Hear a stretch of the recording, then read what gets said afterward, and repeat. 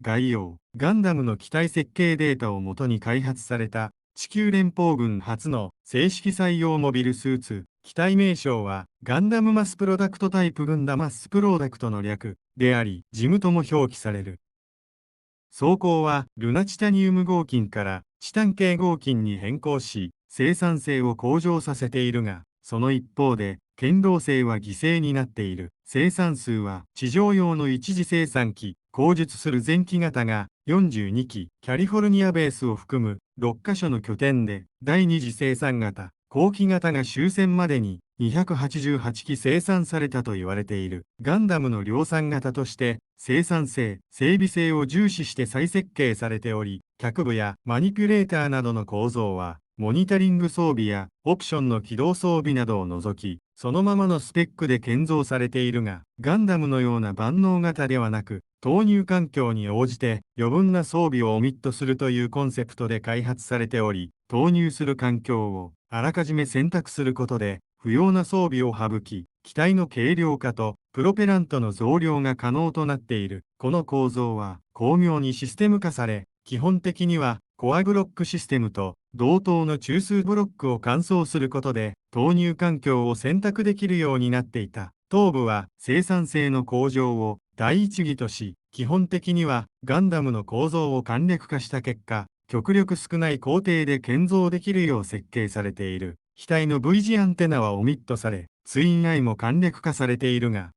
頭部がセンサー類の集合体であることに変わりなく、基本構造もほぼ同等で、光学端末がデュアル構成されるシステムも踏襲されている。また、各種のデバイスやセンサー類は機能を維持したまま小型化され、さらに高密度で実装された結果、生産性の向上に寄与している。一方、データ収集や稼働ソフトの開発に必要だった副次的なコプロセッサーフレームとしての機能や、モニタリング用装備など、各種のサブシステムは簡略化されている。逆に、近接武装として有効であった。東部バルカン砲は、装弾数が増強されたほか、運用目的によって、階装が簡便に行えるよう端末の配置などが改善され、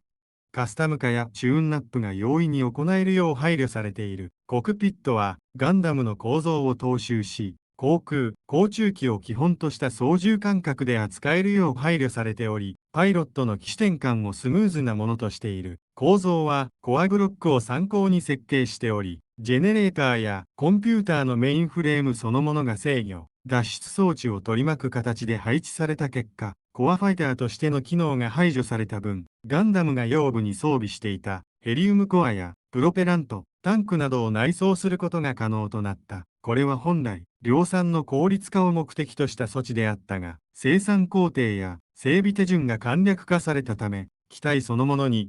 ジェネレーターなどの追加装備を施すだけで、出力のチューンナップや砂漠線、狙撃任務などに投入するためのカスタム化が、比較的容易に施せるようになった。主に数合わせのために、本来の設計を一部省略して生産された前期型と、本来の設計に沿って生産された後期型が存在する。特に前期型は武装の生産も間に合わない状況の中で戦時急増という形をとったため、ジオンのモビルスーツと比較して性能不足を指摘されることが多かった。さらには機体ごとに性能のばらつきが生じ、現場からの不満も続出した。後期型はホワイトベース体の実践データがフィードバックされており、生産ラインに余裕ができた頃に生産されたため、前期型に比べて性能が向上、安定したものになっている。徹底したコストダウンによる大量生産は、連邦軍の物量戦術を支え、一年戦争を連邦勝利に導いた一因となった。また、機体のフレーム強度や出力に余裕があり、局地戦使用への派生も容易なため、一年戦争後半に開発された機体でありながら、膨大なバリエーション機が存在している。これらのバリエーションを区別する形で、ジムタイプ前期生産型、後期生産型に分ける分類が存在し、いわゆる RGM79 ジムは、前期型、後期型ともに前期生産型に分類され、ジム寒冷地仕様やジムコマンドなどは後期生産型に分類されている。装備、機能、特殊機能、コアブロック、ガンダムのコアブロックを参考に設計された中枢ブロック、ジェネレーターやコンピューターのメインフレームそのものが制御、脱出装置を取り巻く形で配置され、コアファイターとしての機能は持たないが、ヘリウムコアやプロペラントタンクの内装化が可能になった。外観上ほぼ同型のブロックを換装するだけで、宇宙用と地上用どちらかに特化することが可能となっており、そのブロックを除いた双方の部品共有率は9割以上とされ、一つの生産ラインで宇宙用、地上用双方の機体を生産することも可能だった。武装、必殺攻撃、60mm 頭部バルカン砲、ガンダムやガンキャノンと同型のものを左右に1門ずつ内蔵している。近接武器として有効であったことに加え、ガンダムから頭部構造が簡素化された結果、装弾数が増量されており、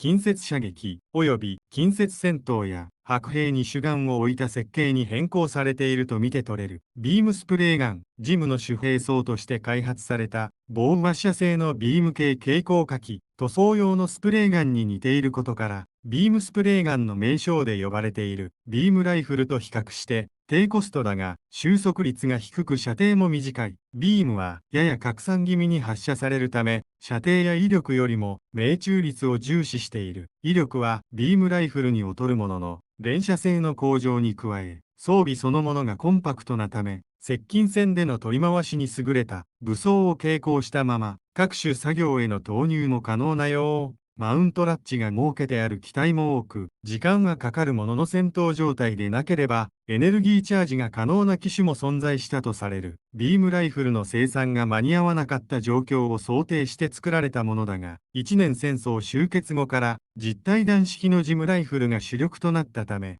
生産終了となったビームサーベル、ガンダムが装備しているものと同型の白兵専用武器、バックパックの左側に1本装備する。指揮官機は両側に1本ずつの計2本装備している。シールド、ルナチタニウム合金製とチタンセラミック複合材製の2種類が存在。連邦軍記章を模した十字エングレーブがついているタイプは、ガンダムが装備しているものと同じルナチタニウム合金製。十字エングレーブがついていないものには、チタンセラミック複合材が使われている。その他、ハイパーバズーカ、300mm 口径のモビルスーツ用、単砲新ロケットランチャー、弾速の遅さから対モビルスーツ戦には向かないが、ビーム核乱膜散布化や悪天候時にも使用できるので、他の多くのモビルスーツに流用されている。バックパック右側に専用のラッチを設けた機体も存在する。ジムキャノンの配備が遅れた関係から、通常のジムが支援火器として装備する例もあった。100mm マシンガン、陸戦型ジムなどが携行しているマシンガン、ハイパーバズーカと同じく、ビーム、核乱膜や天候、大気の状態に左右されない信頼性と安定性から、一部のパイロットや小隊が好んで使う 90mm ブルパップマシンガン、ブルパップ型のマシンガン、100mm マシンガンと同様に、動作の確実性から一部のパイロットや小隊が好んで使用した。主に MS イグルーに登場する機体などに見られるビームライフル、ガンダムのものと同じビームライフル、生産性が低かったため、実際に共有された機体は決して多くはない。ファーストガンダム第29話にて、画面に登場するや否や、直撃弾で撃墜された機体と、シャア専用ズゴックと交戦した機体が、一瞬だけ装備している。ショートシールド、陸戦型ガンダム等が使用するものと同型の小型シールド、通常のシールドラージシールドと比較して、取り回しを重視しており、先端部での打突攻撃も可能。チャンネル登録、高評価お願いします。